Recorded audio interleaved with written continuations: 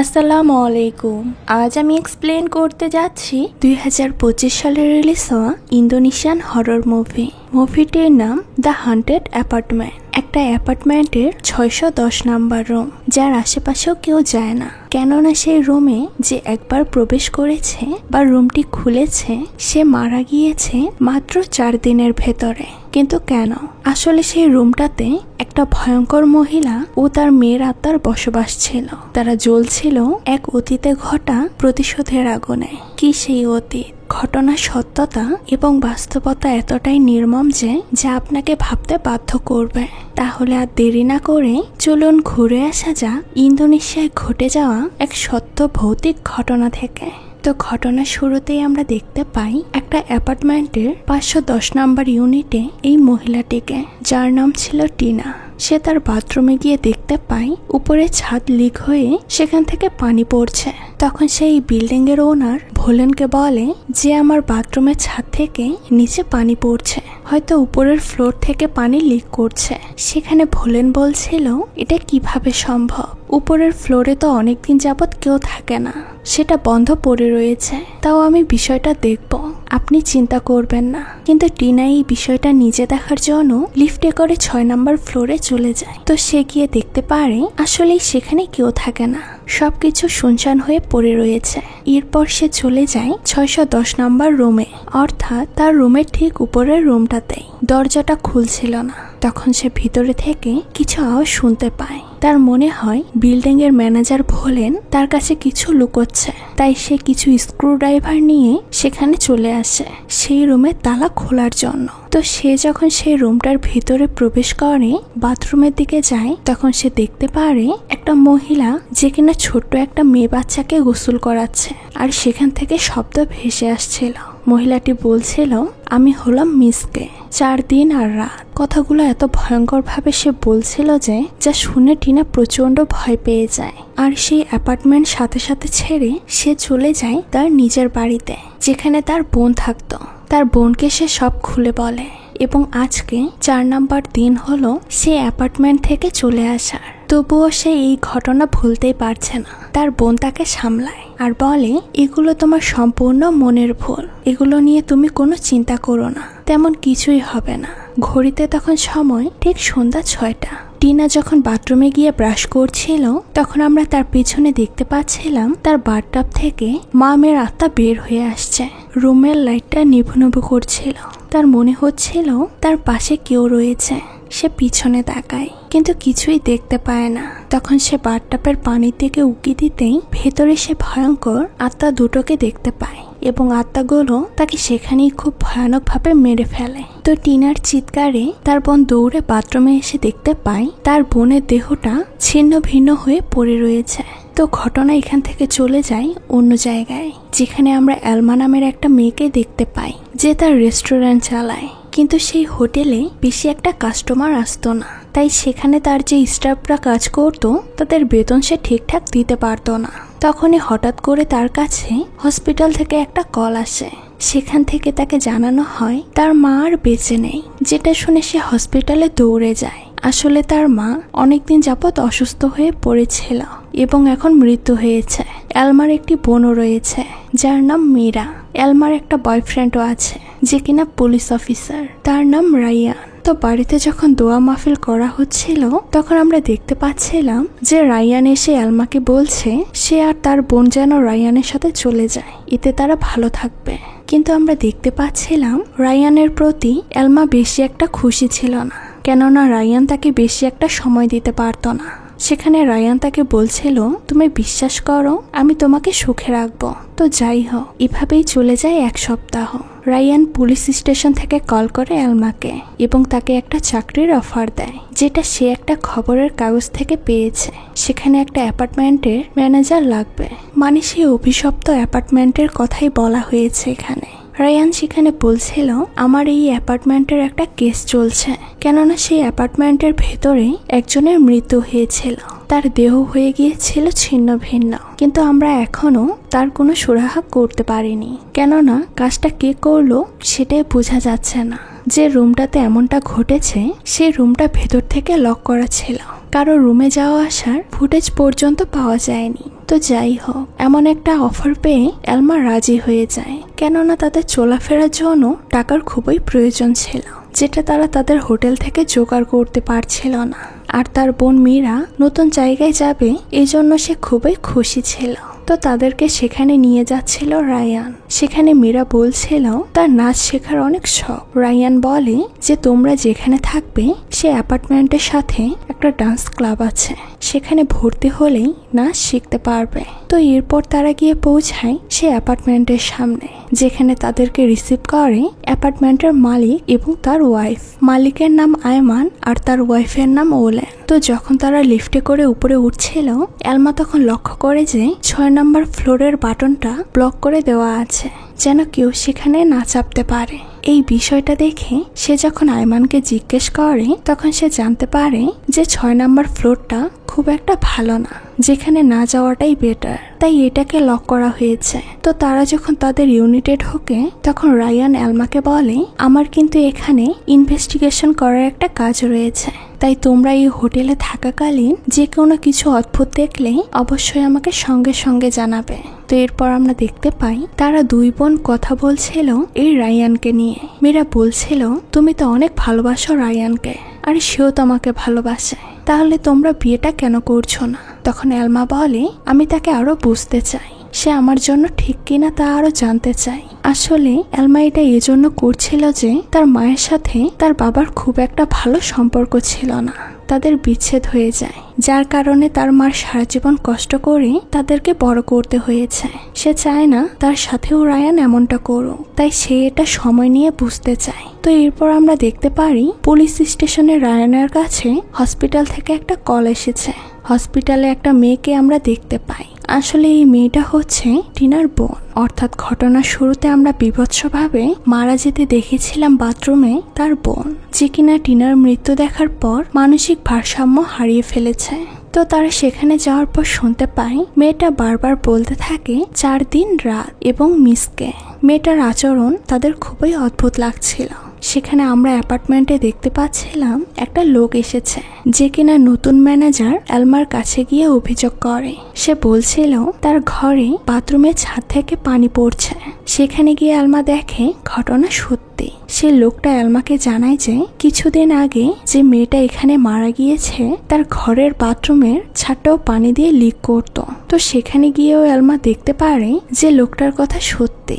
সেই লোকটা তখন তাকে বলে আমি 1 সপ্তাহের জন্য একটা কাজে বাইরে যাচ্ছি, আর এসে যেন দেখি সবকিছু ঠিক হয়েছে, নয়তো আমি এই অ্যাপার্টমেন্ট ছাড়তে বাধ্য হব। যেহেতু এখন সবকিছুর দায়িত্ব ম্যানেজার হিসেবে এলমার কাছে, তাই সে একটা মিস্ত্রিকে ডাকে।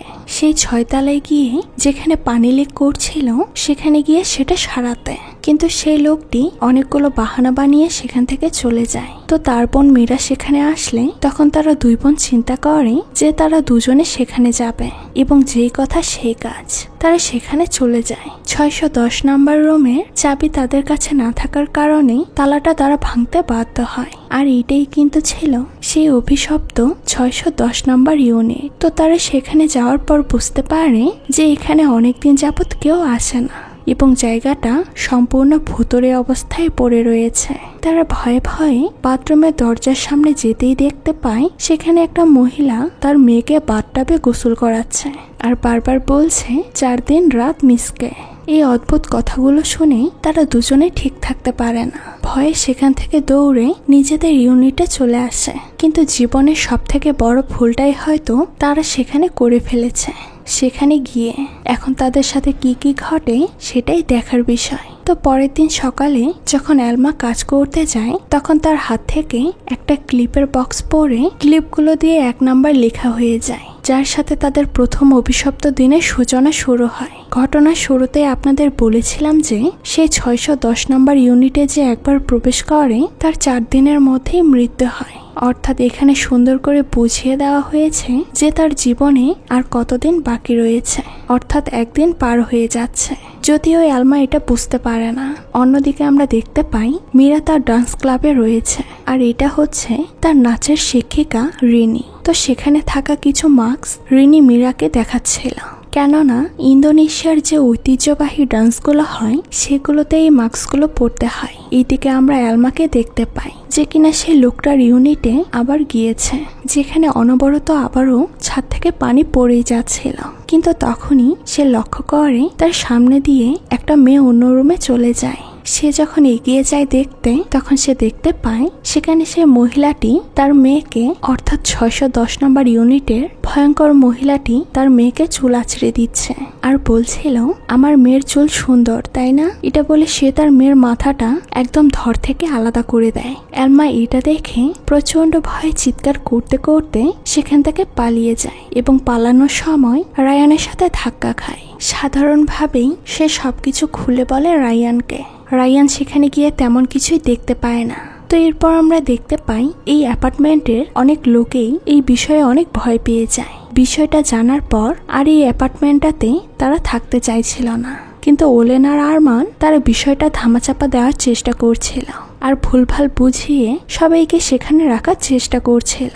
তখন রায়ান আরমানকে 610 নম্বর ইউনিটে দেখতে পাওয়া মহিলা আর মেয়েটার আত্মার বিষয়ে জিজ্ঞেস করে। সেখানে বিষয়টা কি ঘটেছে তা আরমান বলতে শুরু করে।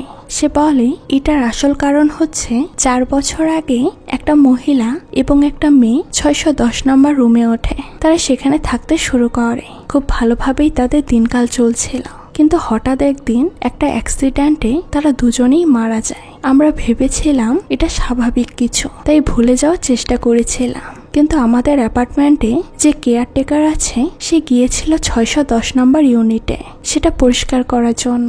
তখন সেখানে সে দেখতে পেরেছিল সেই মা আর তার মেয়ের আত্মাকে। সে তখন আমাদের সাথে বিষয়টা শেয়ার করেছিল, কিন্তু আমরা কি করব কিছুই বুঝতে পারছিলাম না। কিন্তু ঠিক 4 দিন পর সেই কেয়ারটেকারের বিভৎসভাবে মৃত্যু হয়, যেটা করেছিল সেই আত্মারা।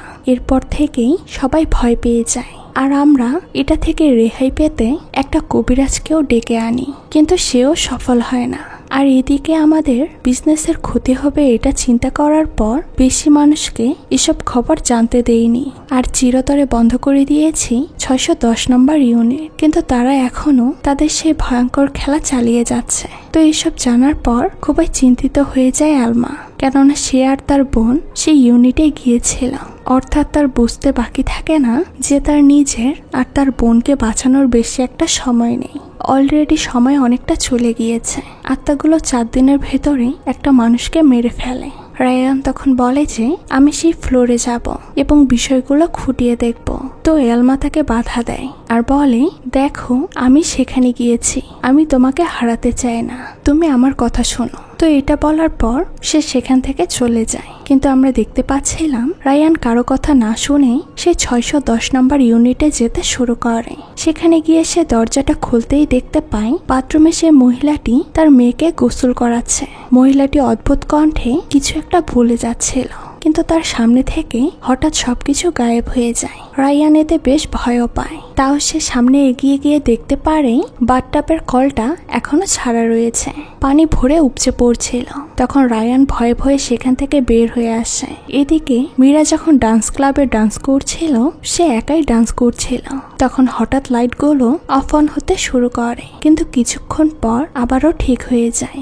আজব বিষয় হচ্ছে মীরা খেয়াল করে সে যে ডান্সগুলোর মুভগুলো করছে তার পাশে আয়নার রিফ্লেকশনে তার পুরো ভিন্ন।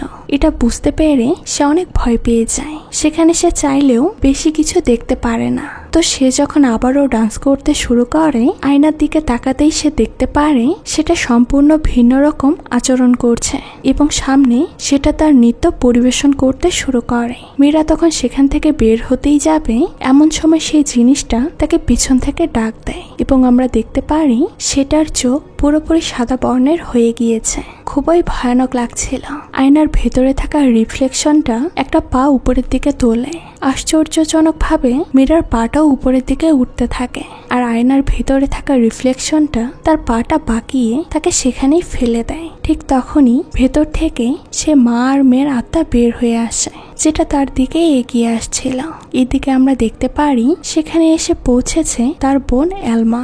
মীরার চিৎকার শুনে এলমা আর তার টিচার রিনি সেখানে দৌড়ে আসে। তাকে ভীত হয়ে পড়ে থাকতে দেখতে পায়। সবকিছু জানার পর রিনি বলছিল, আমি এটা আগে থেকেই লক্ষ্য করেছি যে তোমার সাথে মামের আত্মা থাকে। আমি এসব জিনিস শুধু দেখতেই পাই, কিন্তু কোনো সাহায্য করতে পারি না। তোমাদেরকে একজনই সাহায্য করতে পারবে, এমন লোকের খোঁজ আমি তোমাদেরকে দিতে পারি। তো এইদিকে আমরা দেখতে পারি ওলেন আর আইমানের কাছে রায়ান সেই 10 নম্বর ইউনিটে থাকা মামের পরিচয়ের ডিটেলস জানতে চায়, কাগজপত্র দিতে বলে, কিন্তু তারা কোনো কাগজপত্র দিতে পারে না। তারা বলে এটা তো অনেক আগের ঘটনা, আগের বিষয়, আমার ওইভাবে মনে নেই। তবে শুধু এটা মনে পড়ছে যে সেই ছোট্ট মেয়েটার নাম ছিল নিদিয়া আর তার মায়ের নাম ছিল নুরি। তাদের মৃত্যুর খবর আমরা পেয়েছিলাম একটা কল থেকে। তো যাই হোক, এদিকে আমরা দেখতে পারি সেই অ্যাপার্টমেন্টে একটা কবিরাজ এসে হাজির হয়, যার নাম সুকমো, যে কবিরাজকে মূলত পাঠিয়েছে রিনি। তো সেই কবিরাজ এসে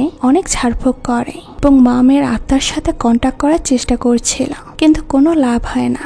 সেখানে সেই কবিরাজ তাদেরকে বলছিল যে নিদিয়া আর নুরি তাদের হয়তো কোনো একটা অপূর্ণ ইচ্ছা রয়েছে, সেটা যদি আমরা পূরণ করে দেই তাহলে হয়তো তারা এখান থেকে চলে যাবে, নয়তো যাবে না।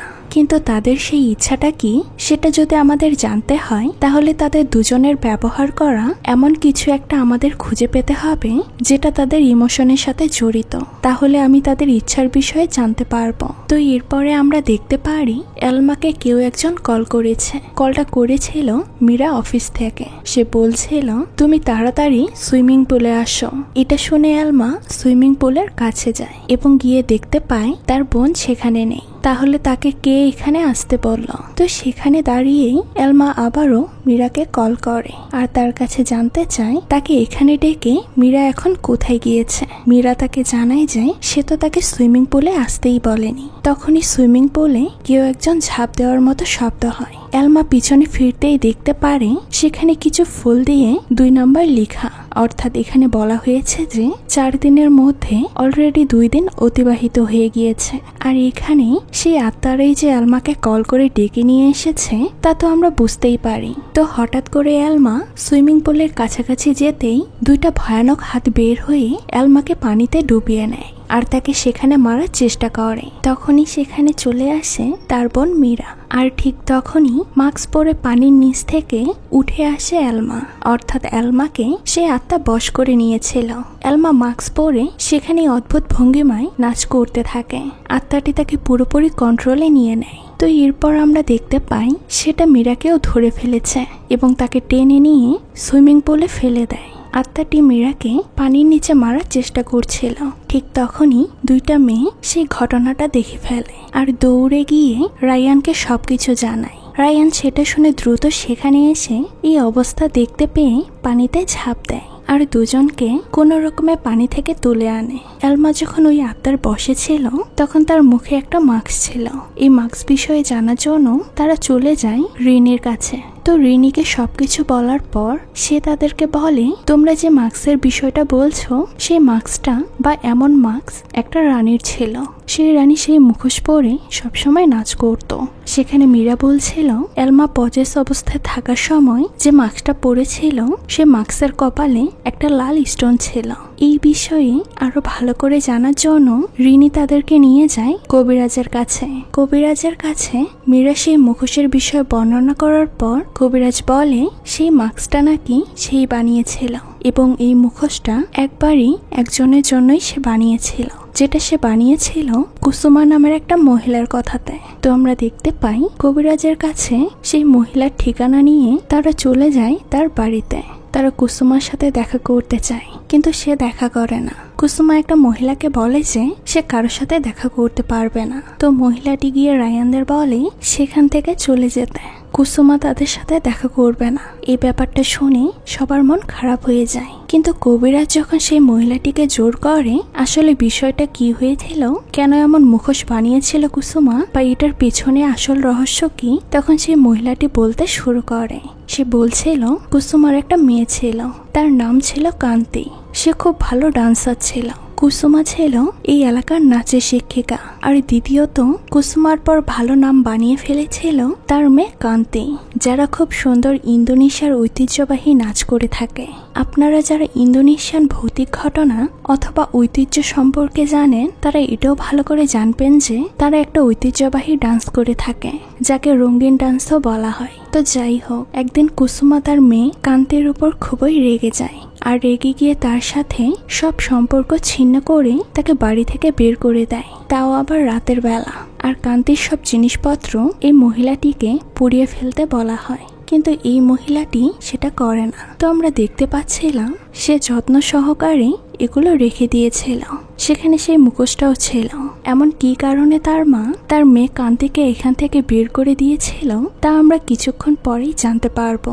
সেখান থেকে তারা সেই মুখোশটা নিয়ে আসে, যেহেতু সেই মুখোশটা খুবই প্রিয় ছিল কান্তির। তো এখানে ক্লিয়ার করা ভালো যে সে অ্যাপার্টমেন্টে যে মা মেয়ের আত্মাকে আমরা দেখতে পারি, সেখানে থাকা মায়ের নাম নুরি আর তার মেয়ের নাম নিধিয়া বলা হয়েছে, কিন্তু না, এখানে মহিলাটির নাম নুরি ছিল না, কান্তি ছিল। তো যাই হোক, এগুলো আরো সামনে ভালো করে ক্লিয়ার হবে। রায়ান আর এলমা যখন ফিরছিল তখন পেছন থেকে একটা ট্রাক এসে তাদের গাড়িতে ধাক্কা দেয়, আর তাদের গাড়িটা সাথে সাথে অ্যাক্সিডেন্ট হয়ে যায়, খুব বড় একটা অ্যাক্সিডেন্ট। এলমা চেয়ে দেখে রায়ান তার পাশে অজ্ঞান হয়ে পড়ে রয়েছে, কোনো কথা বলছে না।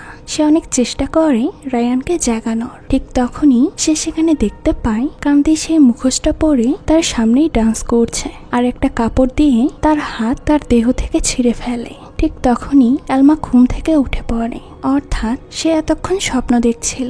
এলমা তখন দেখতে পায় সে একটা ভিন্ন জায়গায় রয়েছে, আর কাঠের রুমের দেয়ালে 3 লেখা ছিল, অর্থাৎ 4 দিনের মধ্যে 3 দিন অতিবাহিত হয়ে যাচ্ছে। এটা সেটারই ইঙ্গিত। আসলে তারা অ্যাক্সিডেন্ট করার পর একটা মহিলা তাদেরকে এখানে নিয়ে চিকিৎসা করে। তো আমরা দেখতে পাচ্ছিলাম তারা সেই মহিলাটিকে ধন্যবাদ জানিয়ে সেখান থেকে বের হয়ে যায়। এরপর তারা চলে যায় কবিরাজের কাছে, যেই কবিরাজটি তাদেরকে বলেছিল যে তাকে এমন কিছু এনে দিতে হবে যেটা কান্তির খুবই প্রিয় ছিল, যাতে তারা হোটেলের রহস্য বের করতে পারে। তখন আমরা দেখতে পাই সেই মুখোশটা তখনই সেই কবিরাজ মুখে পড়ে নেয়, আর আসল ঘটনা দেখতে যেয়ে কবিরাজ যা দেখতে পারে তা দেখে তার চোখ কপালে উঠে যায়। আর এখান থেকে এটা ক্লিয়ার হয় যে অ্যাপার্টমেন্টের 610 নম্বর রুমে কেউ একজন সেই মা মেয়েকে নৃশংসভাবে মেরে ফেলেছিল, আর তাদের নাম নুরি আর নিভিয়া ছিল না, তাদের নাম ছিল কান্তি আর ক্যানিয়া। কবিরাজ আরো বলে ধ্বংসলীলা ততক্ষণ চলতে থাকবে যতক্ষণ তাদের আসল অপরাধীকে ধরে শাস্তি দেওয়া না হবে, অর্থাৎ তাদের যে মেরেছে তাদের শাস্তি দিতে হবে। কবিরাজ সেখানে বলছিল সে অপরাধীকে দেখতে পারেনি, শুধু দেখতে পেরেছিল তাদের সাথে ঘটা ঘটনা। এদিকে আমরা দেখতে পারি সবাই তখন অ্যাপার্টমেন্টে চলে আসে। সেখানে এসে তারা দেখতে পারে যে সকল মানুষ, অর্থাৎ যারা সেখানে থাকতো, তারা সেখান থেকে সবাই বের হয়ে যাচ্ছে, কারণ সবাই জেনে গিয়েছিল এই অ্যাপার্টমেন্টের ভয়াবহতার বিষয়ে। সেখানে আয়মান আর বোলেনকে রায়ান প্রশ্ন করেছিল যে এই ফ্লোরে যারা থাকতো, আপনারা যে বলেছিলেন যারা অ্যাক্সিডেন্ট করেছিল তারা আসলে কারা, তাদের আসল পরিচয় কি? সেখানে সেই কবিরাজ তাদেরকে একটা ড্রয়িং দেখায়, যেখানে একটা দরজার মতো দেখা যাচ্ছিল। কবিরাজ দাবি করছিল যে আমি সেই মুখোশ পরার পর দেখেছি ঠিক এইরকমই একটা জায়গার পেছনে কান্তি আর ক্যানিয়ার লাশ লুকানো আছে। তখন রায়ান সরাসরি কল করে তার বন্ধু চন্দ্রকে। সে বলে তুমি তাড়াতাড়ি কান্তির মায়ের কাছে যাও, সেখান থেকে তুমি এটা জানার চেষ্টা করো যে কান্তির হাজবেন্ডের নাম কি ছিল। এটা বলে তারা সেখান থেকে চলে যায় 610 নম্বর ফ্লোরে সেই মা মেয়ের আত্মার লাশ খোঁজার জন্য।